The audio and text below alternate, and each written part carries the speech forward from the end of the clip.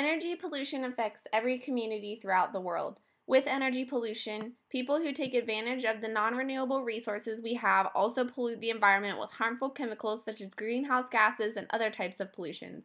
My grandma says that energy pollution has always been a problem and it always will continue to be a huge concern. My father says that energy pollution occurs because no one knows how big of an impact he or she can make on the reduction of energy pollution. This affects local households and residents because energy pollution can impact the cleanliness of the air, the healthiness of the food we eat, and the purity of the water we drink. Businesses are affected by energy pollution because they face risks in what they do when they are not conserving energy. They could be using up too much money by not conserving energy and costs such as increasing electric bills, increasing gas prices that have to do with travel costs, and increased employee sicknesses. They are positively affected just as the government is with increased money spent by consumers, such as in their electric bills and water bills.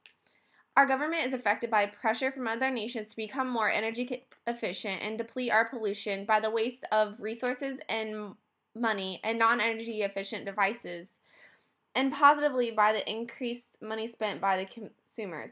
Energy pollution affects the rest of the world because with every country's pollution comes a drop in the cleanliness of the ocean, air, and land for everyone. Also, it affects the rest of the world with a drop in the amount of protection for Earth with a decreased strength of the ozone layer. If energy pollution were kept in mind, resources would be conserved more and not used so carelessly, and goods and services could be used with a smart head, and more energy efficient ways of doing things could come forward. Financially, energy pollution costs a lot of money. The more use of non-renewable resources, the more pollution. Since the resources are non-renewable, the price of them are much higher than renewable ones such as air, water, and solar power, which are all free, and which should be the sources of energy that we take most advantage of. Energy pollution affects every community throughout the world.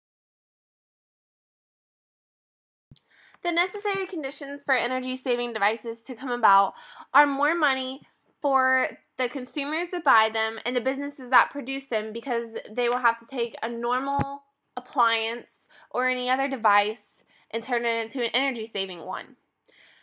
Nuclear power plants require more money to build them and for the workers themselves. And also nuclear pollution could occur, which could be a very negative externality. Public transportation would require a survey to determine how beneficial it would be and how many people would use it. Bus rates would have to be determined, and it would be quite expensive to buy the buses and to supply the workers themselves. Solar panels are very expensive, and the government or any other company would have to provide the manpower with which to make the solar panels and to install them.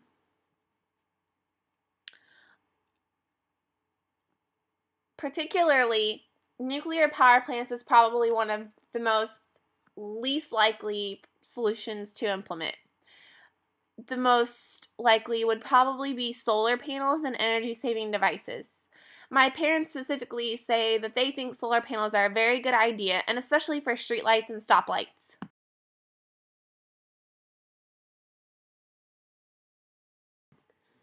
To address the issue of energy pollution, Americans could use energy-saving devices, more nuclear power plants could be built, and people could participate in public transportation and possibly even install solar panels into homes and on streetlights. There are many ways that the problem could be addressed, and every way is just as effective as the last.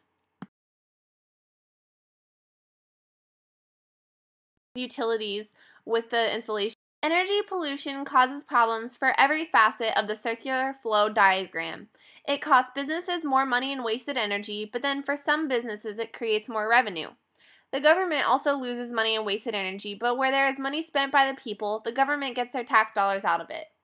Households spend a lot of money on electricity bills when they could decrease their bill with energy-saving devices or not have one at all using solar panels. Businesses could save money by reducing their energy pollution by citing energy-saving devices recognized by the government on taxes, gain popularity in the community by their good deeds done by saving energy, and save money in bills like electricity and water. Individuals could save money much faster and feel as if they contributed to the wellness of the earth. The government could boast to other nations, pay less for government-sustained buildings utilities with the installation of solar panels, and spend less money on oil and energy produced in other countries.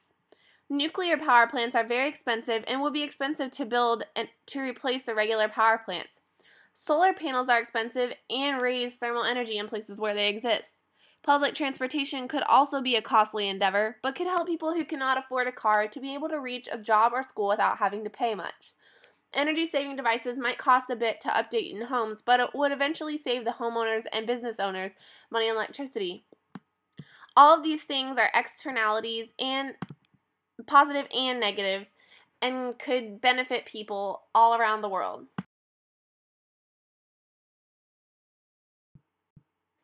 Specifically, using energy-saving devices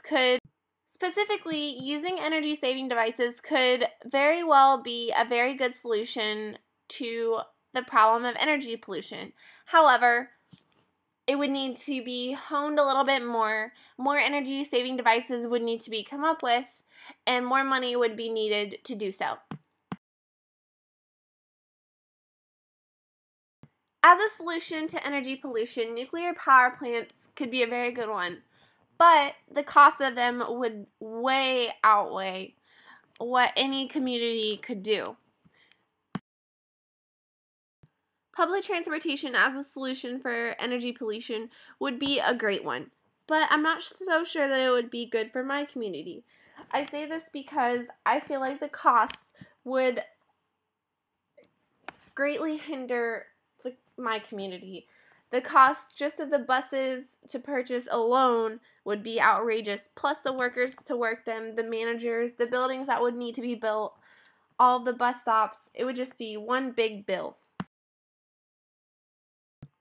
I think solar panels is the most plausible solution to energy pollution. First of all, people could choose whether or not they want solar panels on their home. I think specifically solar panels should be used on streetlights and on stoplights. This would take away a lot of the electric wasted. Plus, if you've ever researched on solar panels, the more energy made up from solar panels can go back into the electrical grid if not used up. I feel like this could also lower the electric prices of people's bills, and it would be a great thing to do in my community.